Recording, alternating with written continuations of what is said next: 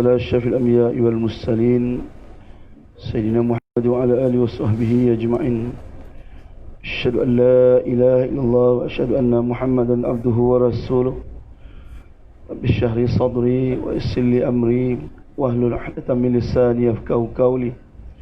رب يسر ولا تؤثر وبتمم بالخير. سبحانك لا علم لنا إلا ما علمتنا إنك أنت العليم الحكيم. لا حول ولا قوة إلا بالله العلي العظيم. لا حول ولا قوة إلا بالله العلي العظيم. لا حول ولا قوة إلا بالله العلي العظيم. قال الله في الكتاب العزيز: أعوذ بالله من الشيطان الرجيم. قل هو الذي أنشأكم وجعل لكم السمع والأبصار والأفئدة قليلا ما تشكرون. Sadaqallahul azim. Yang bermaksud, katakanlah wahai Muhammad, kamilah yang mengadakan kamu, kamilah yang menjadikan kepada ada dan mengadakan bagi kamu pendengaran, penglihatan serta hati supaya kamu bersyukur. Namun sedikit sangat di kalangan kamu yang bersyukur. Maka benarlah firman Allah Subhanahu wa taala. Yang dikasihi lagi dihormati Tuan Imam, Tuan Pengerusi Saf-Saf Kepimpinan Surau Jenaris, ibu-ibu ada ke? Tak ada ya? Tak ada. Syed baik tanya tak? Tidak, ibu tak ada tak? Muslimin yang dirahmati Allah sekalian, Assalamualaikum warahmatullahi wabarakatuh. Tama-tama dan selamanya lah, mari kita merafakkan kesyukuran kita kepada Allah Subhanahu wa taala. Kerana dengan keizinannya lah, dengan limpah kurnianya lah, malam ni dapat kita berhimpun bersama-sama. Kita mulakan dengan solat maghrib berjemaah. Seterusnya kita duduk sebentar dalam majlis ilmu, majlis yang penuh keberkatan dan kerahmatan di sisi Allah Subhanahu wa taala. Dan jangan lupa kita panjatkan kesyukuran yang tidak terhingga kepada Allah Subhanahu wa taala atas nikmat Islam dan nikmat iman yang Allah Subhanahu wa taala kurniakan kepada kita. Mudah-mudahan ianya berkekalan sehinggalah kita kembali menghadap Allah Subhanahu wa taala kelak. Amin ya rabbal alamin. Muslimin yang dirahmati Allah sekalian, sebab itu kita kena selalu panjatkan kesyukuran kepada Allah Subhanahu wa taala. Sebab dalam keadaan kita sekarang diuji, ya, dalam keadaan kita sedang diuji dengan berbagai-bagai ujian, dengan ujian virus dia, dengan ujian ekonomi dia, ya, bermacam-macam ujian yang menimpa. Allah Subhanahu wa taala masih lagi memilih kita untuk jadi tetamu dia di rumah Allah Subhanahu wa taala. Dalam keadaan sekarang ni, keadaan yang paling baik untuk orang cari alasan tak nak datang surau. Yo, berlambat alasan ni. Kadang-kadang setengah tu dah pakai jubah, dah pakai kopiah dah. Bini tanya, "Abang nak pergi mana bang?" Dengar surau malam ni ada kuliah maghrib lah, ingat nak pergi semayang maghrib. Tak payah bang, musim-musim penyakit ni main rumah sudah dia tu. Bak nyusahkan orang ni. Buka jubah, semayang maghrib pakai baju pagoda datang kat rumah. Tak pergi surau dia. Sebab alasan terlalu kuat. Tapi dalam keadaan mencabar ni, dalam keadaan yang kita diuji ni pun, tuan-tuan masih boleh datang ke rumah Allah Subhanahu wa taala. Allahu akbar. Dan sebab tu nak jadi tetamu ni, bukan semua orang boleh jadi tetamu. Dan kalau kita lah kan, kalau kita nak jemput orang datang rumah, ada kita ajak sesebarang orang datang rumah. Ada je? Tak ada je. Kan? Ada kita ajak budak-budak Isyakgam, kan? Isyakgam Makpit datang rumah ada. Tak ada. Tengok orang tu nak ajak. Kalau ajak pun tuan-tuan, berdak tu datang kan. Sementara kita buat air kat dapur tu, TV kita tu buat lagi keluar. Kita manusia yang hina ni pun nak ajak orang datang rumah jadi tetamu pun, kita tengok siapa dia dulu baru kita nak ajak jadi tetamu. Ini kan pula Allah Subhanahu wa taala. Sebab tu bukan semua orang boleh dapat datang dalam keadaan macam ni. Ada yang tertunggu-tunggu bila surau nak buka. Ada yang tertunggu-tunggu dan bila surau nak tutup balik. Aduh kan. Dan Allahu akbar. Ada kan. Sebab tu saya sebut kena syukur kepada Allah Subhanahu wa taala. Batu ayat yang semula saya baca tadi kan. Qul, kata Allah Subhanahu wa taala, qul huwallazi. Katakanlah wahai Muhammad. Makna kata ni kata dakwah melalui mulut bilisan. Qul, katakan wahai Muhammad, huwallazi ansha'akum. Kamilah yang menjadikan kamu daripada tak ada pada ada. Ni kita kan ramai ni dulu mana ada tuan?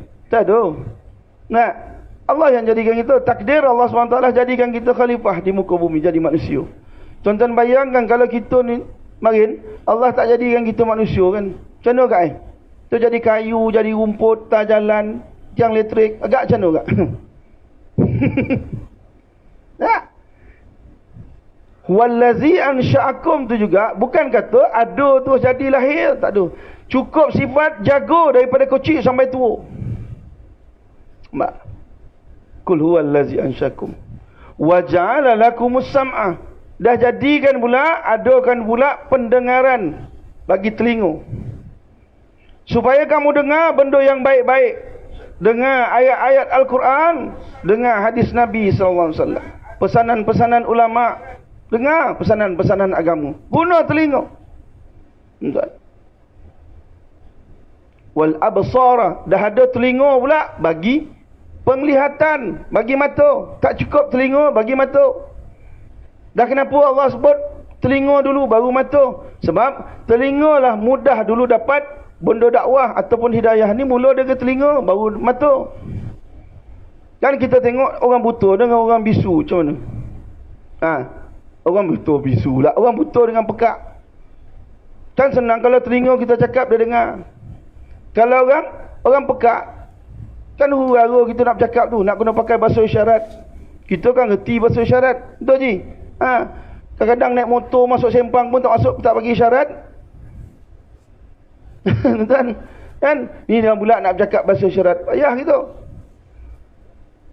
Bagi mata supaya kamu lihat keindahan alam, lihat kekuasaan Allah Subhanahu Wa Taala, kebesaran Allah Subhanahu Wa Taala. Mak, ada dua jenis mata yang tidak akan disambar oleh api neraka. Apa dia tuan-tuan? Mata yang menangis kerana Allah, takutkan Allah Subhanahu Wa Taala, dan kedua mata yang berjaga di jalan Allah Subhanahu Wa Taala. Di dua jenis mata. Lepas tu guna mata tu tengok benda-benda yang mendapat pahala. Apa yang benda-benda yang kita tengok dapat pahala? Antara dia, tengok kalau tidak mengganggu khusyuk, bila semayang depan Kaabah, tengok Kaabah, dapat pahala. Dengan syarat tidak mengganggu khusyuk. Bukan apa, bimbang. Kan? Mula semayang tengok Kaabah. Dan imam baca sebelah sana pula. Berapa tingkat agak 40, 45, 50. Bapak tinggi. Sudah tak jadi semayang dah. Sebab leko tengok benda lain. Sebab tu kata ulama, kalau tidak mengganggu khusyuk, tengok Kaabah, dapat pahala. Apa lagi yang dapat pahala? Bila tengok wajah mak dengan abah gitu. Kalau ada lagi lah. Kan? Balik kampung, tengok cuti panjang ni tak ada. Boleh rentah negeri sekarang ni kan. Balik kampung, tengok wajah mak dan abah itu, dapat pahala. Mak tanya kau balik berapa ni? Bukan kau balik tu hari. Balik sajalah mak. Itu lama tak tengok muka mak kan, dapat pahala. Aku boleh baca akal kau dia tu. Yang itu dia diam sudah lah, tak? Jangan cerita dengan orang. Dan apa lagi yang tengok dapat pahala? Wajah pasangan kita. Wajah bini. Tuan, dengan syarat bini kita lah, bukan bini orang. Tak boleh tahan ustaz bini orang lawa dia tu. Memanglah nak bandingkan bini orang dengan bini kita. Kita tengok bini orang kat luar malah lawa. Nak banding dengan bini kita kat rumah tengah lipat kain, mana nak sama? Kan? Ada bini kita siap pakai lelawa apa semua kan, tengok ikat tudung, bawal, siakap, keli semua. Dua tu ikat. Dia balut habis semua, pakai make up je cantik. Tanya, "Yah, kau nak pergi mana ya?" "Nak masak bang kat dapur." "Gila pun kau tu kan."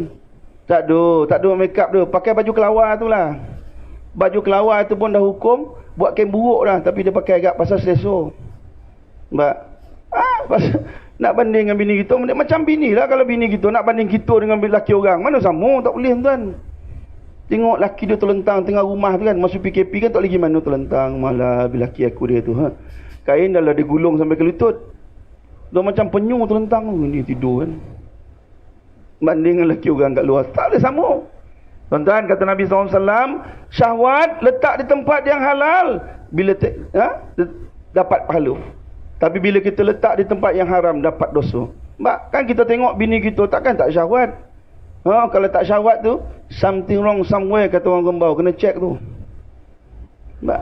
Suami isteri pula kalau sambut laki balik kerja dengan penuh senyuman, kata Nabi SAW, Allah akan melihat dia dengan penuh pandangan rahmat daripada Allah Subhanahu Wa Taala.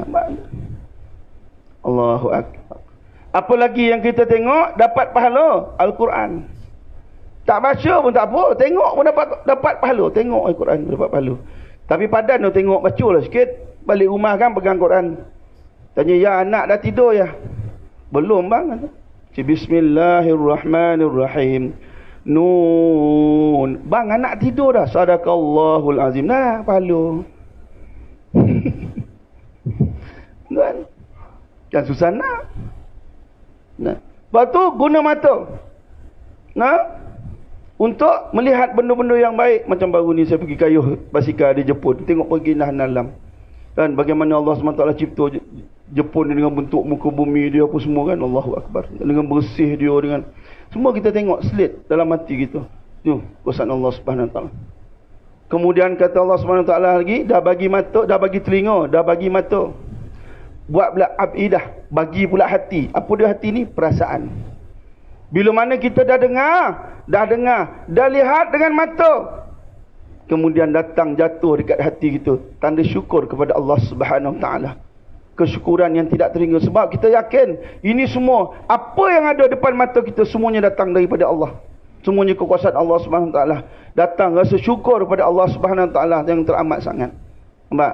Tapi kata Allah Subhanahu Wa Taala, qalilam ni makna sikit sangat. Sikit lah. Senang faham daripada 100 orang ada 2 orang yang syukur. Daripada 100 ada 2 je. Qalilam, sikit sangat. Ma tashkurun, yang bersyukur atas nikmatnya apa yang telah aku berikan, kata Allah Subhanahu Wa Taala. Waktu tuan-tuan muslimin yang dirahmati Allah sekalian, waktu saya sebut panjatkan kesyukuran yang tidak terhingga. Ni musim-musim hijratun Nabi sallallahu alaihi wasallam. Kalau Allah SWT tak takdirkan berlakunya hijratun Nabi sallallahu alaihi wasallam, nescaya kita ni belum tentu dapat Islam di tangan kita. Kena ingat tuan-tuan. Waktu berlakunya hijrah sebab sekadar nak semayang, sekadar nak puasa dekat Mekah tu, tak payah hijrah ke Madinah tu. Nyusah apa-apa. Tak. Pagi tadi semalam saya ceramah pasal hijratun Nabi. Tuan-tuan, tanah Melayu ni. Tanah Melayu ni kan sahabat pun tak sampai, Nabi tak ada, Nabi pun tak ada, sahabat pun tak sampai. Cina Sa'ad bin Abi Waqqas, sahabat Nabi SAW, Sa'ad bin Abi Waqqas radhiyallahu anhu sampai di Cina. Tanah Melayu tak ada tuan-tuan. Nampak? Yang ada ni, yang datang ni pedagang-pedagang Arab. Saya masuk di Yaman tadi, masuk ikut Oman, Salalah kan, singgah di muzium tu, nampak tengok peta pedagang-pedagang Arab dulu, ya, singgah di Yaman, kemudian ada tulis Melaka tu, tulis perkataan Melaka, singgah. Orang Melayu dulu tengok aja, Arab tu datang, dia bukan nak dakwah sangat, dia berniaga. Tapi masuk waktu Zuhur tengok matahari, masuk waktu ambil uduk semayang tepi kedai. Orang Melayu masa tu pakai seluar, tak pakai baju, nelayan. Orang perempuan kemban tu, tengok apa Arab ni buat gitu. Mbak, sampailah pengetahuan Sultan Melaka ketika tu, para miswara. Barulah bila para miswara dapat tahu, kemudiannya panjanglah cerita masuk Islam, barulah berbondong-bondong rakyat Melaka masuk Islam. Mbak, tak perlu ada Nabi, tak perlu sampai sahabat datang, cukup sekadar dengan pedagang-pedagang Arab yang datang, kita Islam berlaku. Nak cerita Melayu kita ni lembut hati belah timur. Tuan-tuan bayangkan kalau Nabi dah turun tanah Melayu ni, tuan agak macam tu. Ni depan saya semua ni wali berlaku ni. Ni semua wali. Boleh jalan atas air pakai zikir, main. Mana kita ni, hati kita ni lembut. Mudah tuan. Batu guna peluang yang ada, yang mana ruang-ruang yang Allah SWT masih bagi pada kita ni, kita guna ruang. Sebelum kata Nabi SAW, sampai satu masa bila mana kata Nabi SAW, iza syakhasal basar wa hashrajas sadr wa sya'arral jild wa tashannajat al-asabi' fa inda zalik man ahabba liqa Allah habba lahu liqa'ah wa man kariha liqa Allah kariha lahu liqa'ah, atau kama qala, hadis sahih riwayat Imam Muslim. Kata Nabi SAW, iza syakhasal basar, bila mana manusia, seseorang manusia, mata dia tegak, tak beralih lah. Mana mandang tak boleh. Syakhasa ni makna tegak tu, tak bergerak tu. Mata tak bergerak tu. Masa tu tak payah dah ulur-ulur tangan. Ada nampak lang, ada. Tak ada, jangan tertanya lah. Itu bukan masuk nak tanya tu. Nah, kata Nabi SAW dalam satu hadis yang lain, mata kita ni masuk nak mati, tengok perjalanan terakhir roh berpisah daripada badan. Tengok roh kan keluar, mati. Betul orang meninggal, mata pun ada pejam. Semua mata celik. Yang mati mata pejam ni tuan-tuan, drama Melayu je. Semua mati dalam iman tu, main tu. Meninggal, tutup mata.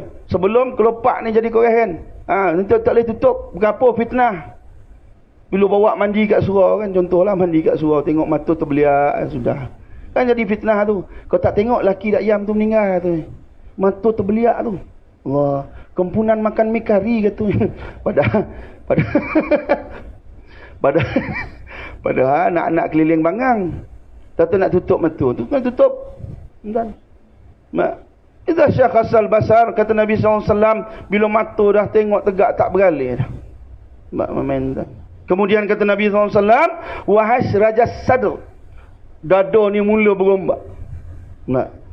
Kan orang nak meninggal tu tengok dada tu berombak. Tarik nafas tu seolah-olah macam tak ada oksigen dah. Padahal orang yang macam tak ada apa-apa. Nak lagi best yang kat luar rumah tu tarik nafas sambil-sambil isap vape, lagi tak ada masalah. Ini contoh. Kan tak ada masalah. Tapi dia tu, Allahu Akbar tuan-tuan. Saya masa duduk hospital kemarin kan, hospital kerajaan. Pukul 7 petang tu nampak dah selang 3 katil tu ada seorang orang tu, badan dia besar pasal saya tuan-tuan. Dia tarik nafas. Saya doa, ya Allah mudahkan urusan untuk ni. Dalam pukul 11 tu nak pergi toilet, pergi bilik air kan. Lalu dia dah tarik dengan langsir. Daripada celah langsir tu nampaklah ada 3 orang doktor attend dia. Ada seorang perempuan kecil je, panjat atas perut dia tuan. Nak bagi pam dada dia tu, nak bagi dia. Nak bagi dia pam dada tu kan. Allahu Akbar, tu azab tu tengok ni. Balik bilik air tengok arwah dah orang tu. Tak boleh apa dah. Nampak tuan. Allahu Akbar. Baik. Ya. Apabila dada mula berombak. Kemudian kata Nabi SAW, wasya'arral jild, waqsya'arral jild, bila mana kulit mula menggigil. Kan kita menggigil, kulit tuan menggigil. Allahu Akbar. Sebab sakitnya sakaratul maut. Allahu Akbar. Tuan, sakit tuan. Ya. Sakit sakaratul maut ni, orang yang tak pernah lalu, tapi bila dalam keadaan sakaratul maut, dia tahu inilah dia sakit sakaratul maut. Muslimat yang bersalin, sakit bersalin melahirkan anak. Ya, sakit melahirkan anak tu pun, tapi bila datang sakaratul maut, dia kata ni aku tahu inilah dia sakaratul maut. Orang kena kanser buat kemoterapi sakit masa kanser tu pun sakit, tapi bila datang sakaratul maut, dia kata inilah dia sakit sakaratul maut. Kata Nabi SAW, orang yang nak meninggal dalam keadaan sakaratul maut ni seolah-olah ditusuk dengan 300 bilah pedang. Maut, sakaratul maut yang paling ringan, kata Nabi SAW, seolah-olah seekor biri-biri sangkut dekat dawai berduri. Lalu cuba nak lepaskan diri. Tuan-tuan bayangkan kambing biri sangkut kat dawai berduri, macam mana nak lepas. Itulah keadaan sakaratul maut yang paling ringan, kata Nabi SAW. Satu hari Umar Al-Khattab berjalan, lalu berjumpa dengan Ka'ab Al-Akhbar. Kata dia, wahai Ka'ab, ceritakanlah aku pasal maut. Kata Ka'ab, baiklah ya Amirul Mukminin. Nampak? Ketika tu Umar kira Perdana Menteri lah kan. Ka'ab tak ada apa-apa. Apa Umar minta nasihat tu? Umar tak tahu. Umar tahu tuan. Takkanlah Umar radhiyallahu anhu ni orang kanan Nabi yang dijanjikan syurga. Takkan tak tahu. Tapi sesekali nak dengar nasihat daripada orang tuan. Mak, tu bagus. Macam kita sesekali dengar nasihat daripada orang. Kan? Dia dengar kadang kau datang kau nasihat aku sikit. Jumpa orang kawan kita cuba nasihat. Pasal kita payah nak suruh orang nasihat kita. Jangan ada orang tegur kita. Dapat tak budak nak tegur kita. Lagi kita angin. Kau budak berapa hari hidup nak tegur aku? Kau pandai tegur aku. Aku makan garam dulu daripada kau dia tu. Nampak? Dia tak tahu yang makan garam banyak ni lembu. Tuan. Sebab tu kata ulama, kan, satu hari tu dalam hidup kita satu hari, kalau boleh minta ada orang tegur kalau kita silap dalam buat ibadat, supaya kita boleh perbetul sebelum kita balik menghadap Allah Subhanahu Wa Taala. Kan?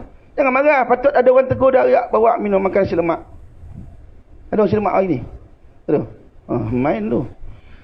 Tahu surau jenarih daripada siang tak makan tu. Muslimin yang dirahmati Allah sekalian. Ya, sebab tu kena berlapang dada. Jadi kata Ka'ab, baiklah ya Amirul Mukminin. Dia kata maut seolah-olah ada orang memasukkan kayu daripada mulut sehinggalah ke perut. Kayu itu berduri dan dia ada ranting-ranting yang juga berduri. Kemudian direntap daripada mulut. Lalu yang dalam tu sangkut akan bawa keluar. Apa yang tersangkut akan disangkut, apa yang tertinggal akan tertinggal. Ni keadaan maut. Begitu juga kata Imam Abu Hanifah, ya, maut ni seolah-olah ada pohon yang tumbuh daripada dalam perut sehinggalah keluar di mulut. Pohon itu berduri dan dia ada dahan, dia ada akar, dia semua berduri. Dan duri-duri itu menyangkut hati, pankreas, buah pinggang, jantung, usus semua sangkut. Lalu direntap daripada mulut dan habis yang mana tersangkut tadi semua ikut keluar sekali. Begitulah ngerinya keadaan sakitnya sakaratul maut ni, kata Imam Abu Hanifah. Satu hari Imam Hasan Al-Basri berjalan, lalu sampai di sebuah rumah, dengar ada orang menangis. Dia pun tengok ada 2-3 orang anak menangis. Dia tanya, kenapa kau menangis? Dia tu. Dia kata, kami ni abah baru je meninggal. Dia tu. Abah kami ni orang baik. Baik sangat. Tak suka nak bergaduh dengan orang. Kalau sembang kedai kopi tu pun jarang cerita pasal politik. Itu saya tambahlah tuan ya. Memang tuan, baik kami ni semua bergantung harap pada dia. Nak sekolah dia lah, masuk universiti dia, nak beli motor dia, hutang PTPTN pun dia lah. Semua dia. Orang baik. Jadi kami sudah bila abah meninggal ni kami hilang tempat pergantungan. Selama ni kami bergantung kepada abah kami. Kata Imam Hasan Al-Basri, setidak-tidaknya abah kau sudah melalui proses yang paling ngeri, iaitu sakaratul maut.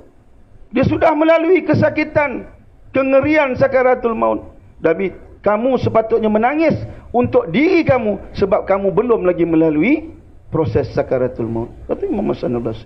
Ma'adhan. Muslimin yang dirahmati Allah sekalian, ini keadaan dia. Sakit, memang sakit. Nak cerita tak boleh, yang lalu je baru tahu. Mbak tuan. Mbak, boleh nak elak tak boleh. Nabi-nabi Rasul-Rasul alaihi salam juga mati. Cuma dan Nabi-nabi Rasul-Rasul alaihi salam ni dia beri kelebihan. Boleh minta tangguh, boleh sembang. Dipanggil khiyar. Maknanya kalau datang malakul maut tanya nak ambil nyawa, boleh minta tangguh. Tapi Nabi-nabi Rasul-Rasul alaihi salam dia macam kita tak ada dah. Kalau macam kita, kalau boleh minta tangguh, memang tak mati, memang bila-bila tak mati. Aduh alasan ni. Datang tahun ni, kau datang tahun depan lah, kata kan, anak baru nak masuk universiti. Datang tahun depan pula, alah yang tua tu, yang nombor 2 tu nak menikah pula ujung tahun ni. Aduh memang tak mati tu. 300 tahun makan bencin. Allahu Akbar. Dan Nabi Daud AS boleh bersembang dengan malakul maut. Satu hari malakul maut datang. Ya, dia tengok muka dia, kata tak pernah tengok kau ni siapa tu. Dia kata aku makhluk yang tak takut dengan penguasa, pemerintah. Tidak ada bangunan yang mampu menghalang aku daripada masuk. Dan aku tak makan rasuah. Aku ni jenis tak makan rasuah, terutama daripada tokek, kedai judi dan nombor ekor. Kata Nabi Daud AS, kalau macam tu kau ni kira sakaratul maut. Malakul maut, sakaratul maut lah. Malakul maut, yo kata, akulah malakul maut. Bila kau datang hari ni nak ambil nyawa aku ke nak macam mana? Hari ni datang nak nyembang kan tuan? Nampak? Nyembang kan tuan? Allahu Akbar. Boleh nyembang. Jom kita agak macam mana? Saya sebut tadi. Baru ambil gambar dengan exco kerajaan dengan Selangor pun, habis grup WhatsApp dia post ni. Itu pun selfie. Exco tu haram, tak kena dia pun. Jadi sembang, banyak kali pertemuan berlaku. Jadi satu hari kata Nabi Daud AS, on malakul maut kan. Dalam member tak panggil on lah. On lain kali kalau kau datang nak ambil nyawa aku, bagilah aku peringatan. Bagi aku tanda lah. Senang lah aku nak standby. Bukan Nabi Daud AS tak ada amalan. Jangan salah faham lah. Kan? Maknanya ada amalan tapi senanglah nak standby kan. Kata malakul maut, baiklah, insya-Allah. Pun malakul maut pergi. Lama Nabi Daud tunggu tak sampai-sampai. Tak ada datang, lama tunggu. Sampai Nabi Daud AS pun pening kata kan. Dia ni dah tukar jawatan ke kan? Dah tukar department ke? GPS hilang ke? Tak datang-datang, lama tak datang. Tiba-tiba satu hari malakul maut pun datang. Assalamualaikum. Dia kata waalaikumsalam. Dia kata lama tak datang tu. Ni hari ni datang buat apa ni? Kata, hari ni aku datang nak ambil nyawa kau. Kata malakul maut. Nabi Daud AS kata, bukan aku dah pesan, kau nak ambil nyawa aku lain kali, kau bagi aku tanda-tanda dulu. Kata malakul maut, bukankah dulu rambut kau hitam sudah menjadi putih? Bukankah kau dulu gagah, sekarang kau sudah semakin lemah? Bukankah dulu kesihatan kamu hebat, sekarang kau sudah makin merosot? Bukankah jiran-jiran kamu sudah banyak yang mati? Itulah tanda-tanda dia. Nampak? Sebab tu kita kadang-kadang bila orang bagi dalam WhatsApp kan, bila haji ni meninggal, kita kadang tak tahu tu. Sebut innalillah pun tidak pasal dalam WhatsApp, hantar stiker tu. Nampak? Kita tak perasan. Sedangkan kata Nabi SAW, kafa bil mauti wa izan, cukuplah mati itu sebagai penasihat, peringatan kepada kita. Muslimin yang dirahmati Allah sekalian. Sebab tu nak elak mati tak boleh. Tapi nak ringan boleh. Apa doa dia? Allahumma hawin alaina fi sakaratil maut. Ringankan urusan sakaratul maut. Tuan-tuan, muslimin yang dirahmati Allah sekalian. Kemudian kata Nabi SAW, wa tashannajat al-asabi'. Jari-jari mula kaku. Kan tengok orang nak mati kan, jari mana dah bergerak dah. Tak main dah, jari ni tak boleh main dah. Dah koreh, tak bergerak. Ini turutan proses sakaratul maut. Sebab tu kena ikut mula daripada mula sampai ke jari tadi. Maknanya bila tertengah kuliah ni, kan, tertengah kuliah ni tiba-tiba jari tak boleh bengkok, bukan nak mati nama tu. Tu gaut. Kan? Tiba duduk nyandar, tiba jari tak boleh bengkok. Alah, matilah aku, mati. Itu bukan mati. Itu gaut namanya. Terlebih makan udang tadi ya. Allahu Akbar. Jari ni mula tak boleh main dan. Fa inda zalik, kata Nabi SAW, pada ketika itu, ya, pada ketika itu, man habba liqa Allah, ya, habbalahu liqa'a. Barang siapa yang suka nak bertemu dengan Allah Subhanahu wa taala, nescaya Allah Subhanahu wa taala juga suka nak bertemu dengan dia. Lalu bangun tanya seorang sahabat radhiyallahu anhu, dia kata, ya Nabi Allah, tadi kau sebut barang siapa yang suka nak bertemu dengan Allah. Bila nak bertemu dengan Allah Subhanahu wa taala ni makna kena mati. Jadi siapa dia yang suka mati? Sahabat tahu dah. Nak meninggal ni kan senang. Tanya siapa suka mati. Macam kita lah gegamai ni, tiba-tiba tanya kan, siapa nak mati dulu angkat tangan. Mampu tak angkat? Ada siapa nak mati dulu? Tak ada tuan. Sakit macam mana pun tak minta mati. Tuan, Allahu Akbar. Tuan, macam tu tak? Lalu kata Nabi SAW, bukan macam tu maksudnya. Maknanya barang siapa yang suka nak bertemu dengan Allah ni, maknanya hidup dia sehari-hari ni, dia sentiasa ingat bahawa satu hari nanti dia akan balik bertemu dengan Allah Subhanahu Wa Taala. Lalu dia sentiasa mengadakan, mencari bekalan, dan berbuat baik, hidup ikut syariat. Tuan, dalam keadaan dia bersedia nak menghadapi kematian. Ni yang kata suka nak bertemu dengan Allah Subhanahu Wa Taala. Nampak tuan? Jadi dalam keadaan macam tu, Allah Subhanahu Wa Taala juga suka nak bertemu dengan dia. Allahu Akbar tuan. Wa man kariha liqa Allah, dan barang siapa yang tak suka nak bertemu dengan Allah, kata Nabi sallallahu alaihi wasallam, kariha Allah liqa'ikahu. Allah juga tak suka nak bertemu dengan dia. Hidup atas dunia ni tuan-tuan, tak peduli dah. Orang nak semayang ke, orang nak puasa ke, orang nak zakat ke, orang nak sedekah ke, peduli apa aku. Yang penting aku ada kerja, aku dapat duit, aku kahwin, ada anak, ada rumah, ada kereta. Dah, ni semayang-semayang ni buat apa? Nyusahkan dia tu. Mbak tuan, hidup tak peduli. Tuan-tuan muslimin yang dirahmati Allah sekalian, dalam keadaan hidup ni pun tuan-tuan, inilah keadaan dia orang yang tak suka nak balik bertemu dengan Allah Subhanahu Wa Taala. Tuan-tuan, agak-agak orang yang buat dosa ni, orang yang jenis tak semayang, tak apa ni, dia tak tahu kau dia berdosa. Dan dia tahu dia berdosa tuan. Sebab tu Allah SWT sebut wa man yatamannau abadan bima qaddamat aydihim. Mereka ni sekali-kali tidak akan minta untuk nak mati disebabkan dosa-dosa yang dilakukan oleh tangan-tangan mereka. Kalau boleh tak nak mati, dia tanya orang Cina apa semua kan, tanya tu, tanya uncle mau mati ke? Sekarang mau mati pun mahal. Mau tanam abu saja tu nilai pun berapa ribu mau bayar. Dia fikir. Tuan, tak nak mati dia pasal dia tahu besok dia mati. Tunggulah. Tuan, muslimin yang dirahmati Allah sekalian. Sebab tu ruang yang ada sekarang ni kita guna. Sebab tu kata Nabi sallallahu alaihi wasallam, dalam satu hadis, akmaru ummati wa baina sittin ila sab'in. Umur kita ni tuan-tuan, kata Nabi sallallahu alaihi wasallam, umur umat aku tak lebih 60 ke 70 ila sab'in, 60 70. Kemudian wa aqalluhum mayyajuzu zalik. Namun tak ramai yang lepas umur 70. Ni Nabi sebut, Nabi sallallahu alaihi wasallam, hadis sahih riwayat Ibnu Majah. 60 70, ada umur 60 standby, 70 pun standby. Tapi Tun Mahathir tak, 10 Julai itu hari tuan-tuan 95 tu. Rezeki semua. Saya jumpa dia 5 tahun lepas, lagi 4 hari nak umur 90.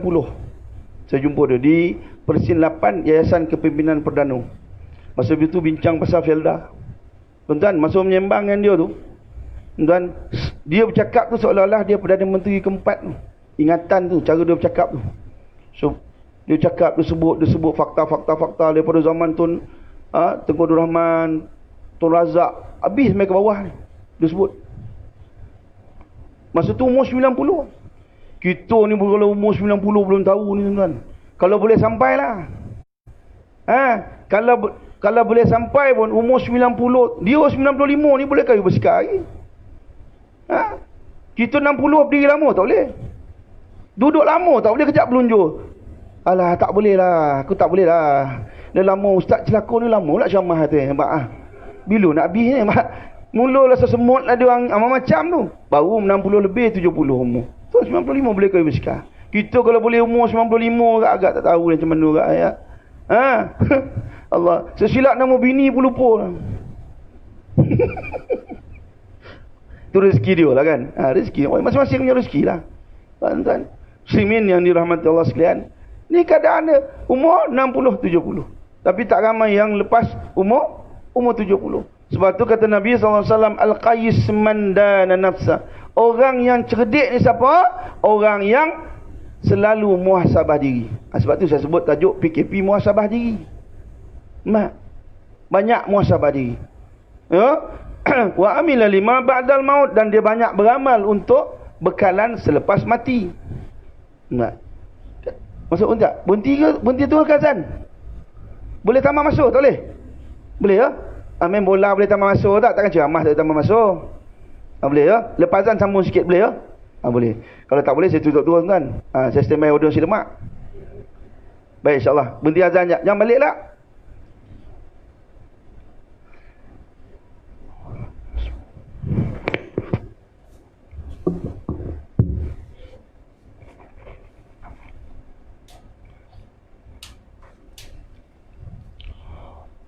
Allahu Akbar, Allahu Akbar, Allahu Akbar,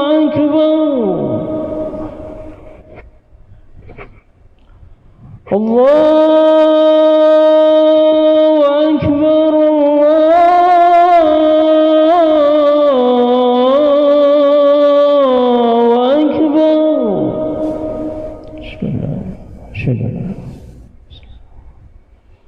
أشهد أن لا إله إلا الله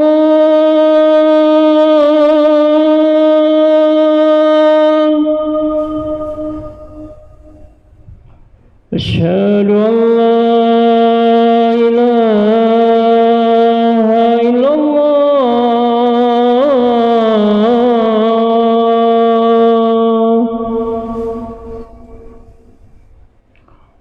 أشهد أن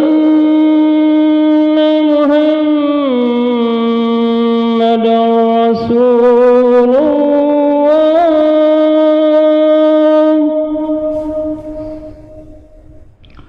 أشهد أن محمدا رسول الله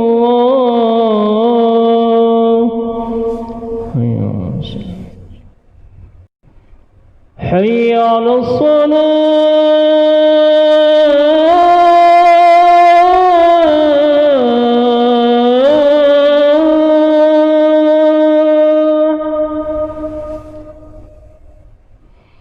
حي على الصلاة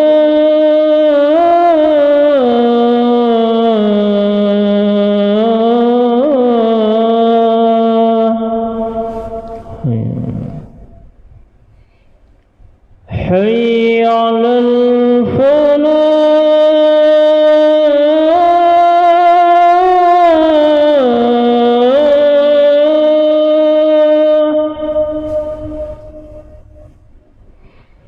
حي على الفلاح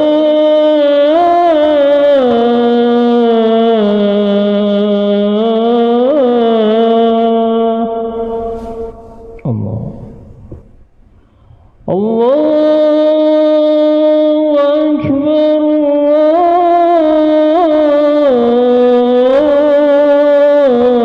أكبر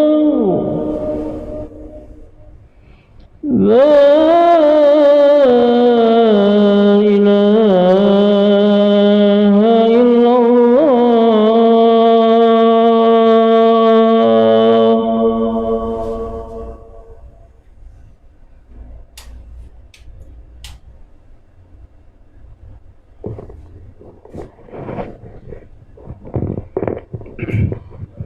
Baik, kita sambung sikit tuan.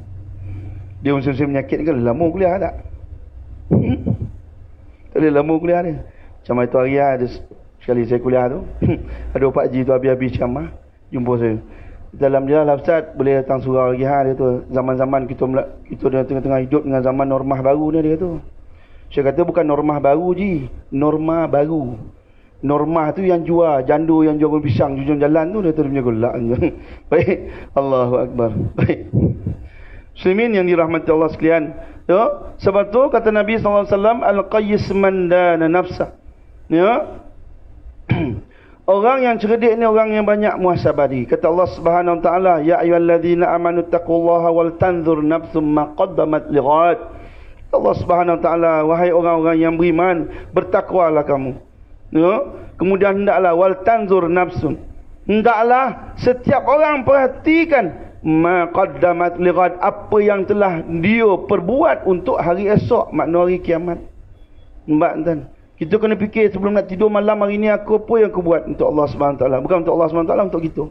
Pagi sembahyang subuh. Dah kira daripada awal. Sebelum kita nak tidur tu apa yang kita buat, amalan kita macam mana. Kata Imam Ibnu Atiyullah, ya, amalan kita tidak terangkat lagi, belum terangkat lagi, ya, disebabkan oleh 3 perkara di kalau berlaku atas diri kita. Saya ambil satu yang bila mana kita rasa amalan kita tu sudah sempurna. Batu habis mayang kan, kita baca, habis mayang astaghfirullahalazim, minta Allah ampunkan dosa. Dalam semayang tu kita jaga rukun. Dalam semayang tu kita jaga semayang kita supaya kita tak buat silap. Bimbang-bimbang ketika tu kita buat dosa, kita buat silap, minta dengan Allah SWT. Habis mayang minta, ya Allah ampunkan dosa. Tuan-tuan bayangkan kita yang semayang ni pun habis mayang kita minta ampun dengan Allah SWT. Tuan-tuan boleh bayang orang yang tak semayang macam mana? Allahu Akbar. Muslimin yang dirahmati Allah sekalian. Sebab tu kena tengok. Ini PKP kan? PKP ni tuan-tuan Allah. Sekarang ni PKPP sampai 31 Ogos. Tapi belum tahu tu.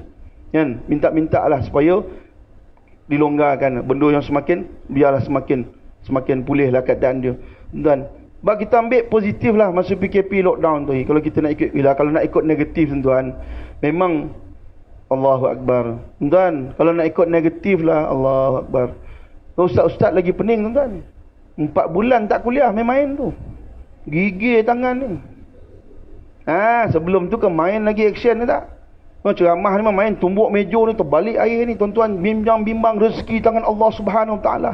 Dia tengok 4 bulan tak kuliah, macam mana kat hidup atas kuliah. Dia cakap anak ramai tu 7-8 anak macam rumah saya kan. Nasib baik peti ais buat pakai besi. Kalau pakai kayu lama jahanam. Dah rumah kecil, dia main-main pusing anak-anak, main-main pusing semua situ kan, tak boleh nak keluar, tak boleh nak tengok tanah. Sampai dapur tengok, buka peti ais, tak ada apa, berdebam. Bujak lagi seorang datang berdebam, tengok situ. Kalau pakai kayu lama jahanam dah. Allahu Akbar. Nak marah tak boleh dah budak. Memang tu kerja. Kalau tak PKP sebulan sekali, yo pergi K4, pergi Tesco ni. Sebulan sekali yo. PKP sebulan 3 kali. Tanya kau kan ni berdarah ke apa tu? Makan nak kerja kau. Minyak petrol memang turun ni. Minyak masak yang habis. Allahu Akbar. Mak kita tu kan, bini kita tengok mak. Bulan pertama PKP macam mana kan? Pagi sarapan pagi tu. Tengah hari masak pula untuk makan tengah hari. Petang tu ada high tea pula, goreng cekodok, makan apa semua, buat TO. Malam kan makan malam pula. Nak tidur tu kan, french fries pula goreng. Sebulan dia. Masuk bulan kedua lepas subuh kau tidur, membutur dulu, tidur. Pukul 11 kan bangun kan, baru sarapan. Pukul 4 petang baru makan tengah hari. Malam tu pandai kau lah nak hidup. Pukul 10 kan dia dah tarik dah tip merah putih tu, tutup pintu dapur. Jangan masuk dah. Kau pandai kau lah. Ya tuan-tuan, Allahu Akbar. Lepas tu kalau kita nak ambil daripada segi negatif, memang banyak. Tapi kita ambil daripada segi positif. Tuan-tuan, PKP adalah masa yang terbaik untuk kita nak tasmek bacaan anak-anak kita. Tengok suruh anak kita mengaji depan kita. Quran dia macam mana. Selama ni semua kita serah pada kafar. Tengok anak kita ambil wuduk betul tak betul. Tengok semayang dia macam mana. Masa ni lah kita pun tak boleh nak pergi mana. Kan? Larat anak tidur hari. Penat tentang tidur ni. Dari hari tidur penat tak semua. Tak? Cek anak-anak. Tidak, sebelum ni kita salahkan kafar. Manjang salahkan kafar. Habis cikgu ustaz-ustaz semua dia maki. Dia tu apa guna lah ustaz jelaka tu. Anak aku sampai sekarang tak kerti baca Quran dia tu. Sedang anak dia memang banggang tak? Tak? Cek. Barulah tahu anak sejauh mana dia punya penguasaan Al-Quran. Tuan, masuk KP tu hari. Kemudian tuan-tuan ni surau ni, tahun depan tak perlu dah ambil imam luar. Tak perlu dah. Pasal bulan puasa baru ni melahirkan ramai imam dalam karya ni. Nampak? Allah, kalau tidak dia komplain dia kerja dia. Kau ambil imam luar salah, ambil imam dalam salah, imam tua salah, imam muda salah, baca lambat salah, baca panjang salah. Macam komplain dia kerja dia. Dia panggil juri awam. Kan? Imam baca panjang dia marah, celaka imam ni lama nak baca ni. Nampak? Bila baca pendek kata hafiz. Nampak? Bila baca juzuk ammah, anakku jadi imam. La ilah, komplain dia kerja. Baru ni PKP kan, Ramadan dia jadi imam kat rumah, anak jadi makmum. Kuliah keluar Allah. Itu 2 je surah baca. Anak tanya tak ada surah lain ke bah? Kau diam lah, kau dak baru tahu tu. Marah anak Mak. Nak lagi best, balik kampung, balik rumah mentua, terus PKP tak boleh pentas negeri. Duduk sangkut kat rumah mentua. Tak? Bulan puasa, pak mentua jadi imam. Mak, dia kena jadi imam tu tak? Bulan puasa, tarawih dia jadi imam kat rumah. Rakaat pertama baca kunut tuan-tuan, main-main tu. Allahu Akbar. Tuan-tuan, sebab tu kita kena sebut PKP ni tuan-tuan, muhasabah diri. Di sinilah kita nak mulakan hidup kita, kita nak training diri kita. Orang yang tak biasa semayang malam, kita belajar semayang malam. Biasakan diri dengan semayang malam. Sebab kita bukan nak kejar pancat dah. Tuan-tuan, kan? Kita bukan ada nak kejar pancat, besok lepas subuh memutul kau mula-mula, kan? Mula-mula nak latih diri. Tentulah macam kita baca Quran. Jangan masuk bulan puasa baru niat nak khatam, sedangkan bulan lain tak pernah baca. Memang tak boleh khatam, memang bohong kau. Tuan, tapi kita dekatkan diri dengan Quran. Tuan, inilah masa dia. Sebab kalau kita tak guna ni, kita tak ada gimana tuan, kita duduk rumah je. Kan? Daripada bergaduh dengan anak pasal remote, banyak benda lain nak buat. Tuan, sebab suatu muhasabah diri. Kata Nabi SAW, Al-Qayyis mandana nafsa, ya, dia orang yang cerdik, orang yang selalu muhasabah diri. Kemudian kata Nabi SAW, wa amila lima ba'dal maut, orang dia sentiasa beribadat, beramal untuk selepas mati. Kemudian wa ajis man atba'a nafsahu hawa, dan orang yang lemah ni orang yang sentiasa mengikut hawa nafsu. Ikut hawa nafsu dia. Tapi wa tamanna 'ala Allah, cita-citanya tinggi. Mak sambil rokok tepi jalan tu minta, ya Allah masukkan aku syurga Firdaus. Tak ada minta syurga bawah dia. Minta paling atas kali. Tak mainlah syurga bawah ni. Mak, ni orang yang cita-cita dia tinggi sedangkan dia tak ada amalan di sisi Allah Subhanahu Wa Taala. Muslimin yang dirahmati Allah sekalian, ya, saya mula-mula ceramah tadi saya memang tak ada, memang cadangnya tak nak buat tabung. Saya tak nak buat tabung pasal saya fikirlah kita pun susah sekarang ni tengah PKP ni kan. Orang marah pula, orang datang tengok cilaka, ustaz ni buat tabung yang kejut dia tu kan. Kau ceramah jelah kan. Si tabung gitu pun susah. Tapi tuan-tuan, sebabkan PKP lah tuan-tuan, dia melahirkan ramai asnaf express musim PKP ni tuan-tuan. Pilot pun tuan-tuan bawa Grab food. Tuan-tuan bayangkanlah. Ada yang steward dengan stewardess buat car wash. Pasal tak fly dah tuan-tuan. Kapal terbang pun parking kat garaj. Tak berjalan. Tuan-tuan. Jadi banyaklah orang yang minta sumbangan. Dia minta beli barang dapur macam-macam yang minta dengan kita ni. Jadi saya fikir-fikir rasa macam tak apalah. Saya bawa juga tabung. InsyaAllah saya ada bawa tabung. Tuan-tuan, susah tuan. Kalau orang kerajaan tak apa. Betul tak? Yang kerja kerajaan ni, tuan-tuan, kalau boleh dia minta PKP 2 tahun. Tuan-tuan, yang kerja makan gaji makan hari, yang jenis ada projek baru ada kerja. Tuan-tuan, ada yang kena berhenti. Kebanyakannya industri perlancongan banyak tuan-tuan. Jadi mereka ni susah dalam keadaan itu. Nasib baik kita dengan rumah tak bayar tu. Lajak sampai bulan 12 tak silap kan? Lajak sampai bulan 12. Kalau katalah kereta dengan rumah kena bayar tu, tak tahulah berapa banyak rumah kena lelong, kereta kena tarik tuan. Tak ada income. Jadi insya-Allah kami MAPIM, saya buat inisiatif, tak apalah kita buat satu tabung untuk bantu. Saya stop dulu bab Yaman, saya stop dulu bab Syria tuan. Ya, kalau kita fikirkan dulu sahabat-sahabat kita, orang-orang dalam Malaysia ni dulu, banyak yang lagi susah. Ini bukan paksa ni tuan-tuan ya. Kan jangan cakap pasal paksa pula. Kalau rasa nak kongsi rezeki. Tapi kalau tak ada lah ustaz. Rasa ada buat RM2 ni lah, bagi tabung surau. Sebab surau juga memerlukan dana untuk nak jalankan program-program tuan-tuan. Ya, tuan-tuan, kita kena syukur sebab kita ni Allah SWT uji tak teruk macam mana umat Islam yang lain. India, Kashmir, di belah Kashmir, lockdown daripada dah setahun dah tuan-tuan. Daripada tahun lepas dah lockdown. Mati kat rumah, tak ada ubat, tak boleh ambil ubat, tak boleh keluar ambil ubat. India stop, sekat dia, tak bagi keluar. Itu belum lagi yang dirogol, belum lagi yang ditahan tanpa siapa siasat, yang dibunuh, yang ditembak dengan ball bearing. Allahu Akbar. Tuan-tuan, belum lagi kita cerita Syria, masih lagi bergolak sampai sekarang. Tuan-tuan, yang terbaru, UAE mengiktiraf Israel, tak celaka nama ni. UAE tu tuan-tuan, dia pakai jubah dengan igal tuan-tuan. Bukan berjalan dia, mandi pun pakai jubah. Nak tunjuk dia Islam dia lebih pada kita. Tapi dia boleh sokong Israel, Yahudi laknatullah melalui Donald Trump. Berjanjian dengan Donald Trump. Nampak tuan? Apa nak jadi? Itu belum lagi Yaman, 11 juta kebeluran tuan-tuan. Dia tak peduli COVID ni. Lantak kau lah dengan COVID, tak COVID, aku nak makan ni. Tuan-tuan, cari makan, elak diri supaya tak ditembak oleh sniper. Terutama di belah-belah sana, Hudaidah. Tuan-tuan, kita mana ada sniper tembak? Kita tembak diri sendiri ada.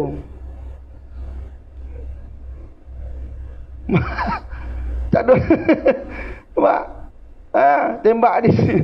Tuan-tuan, kalau nak dibandingkan, makna kalau nak cerita susah, lagi susah orang di luar sana. Belum lagi saya cerita etnik Uyghur dalam keadaan susah sekarang ni tuan-tuan. Allahu Akbar. Islam ditekan di mana-mana tuan-tuan. Muslimin yang dirahmati Allah sekalian, saya cukup setakat ni. Mudah-mudahan pertemuan kita pada malam ini diberkati oleh Allah Subhanahu Wa Taala dan ada manfaat di sisi kita sesama. Ya, tuan-tuan, saya mohon maaf dan ampun sekiranya terkasar bahasa dalam menyampaikan kuliah tadi tuan-tuan. Ya, mohon maaf dan ampun. InsyaAllah ada rezeki, ada umur, ada jodoh, kita jumpa lagi. Aqulu qawli hadza wa astaghfirullahal azim li wa lakum. Assalamualaikum warahmatullahi wabarakatuh.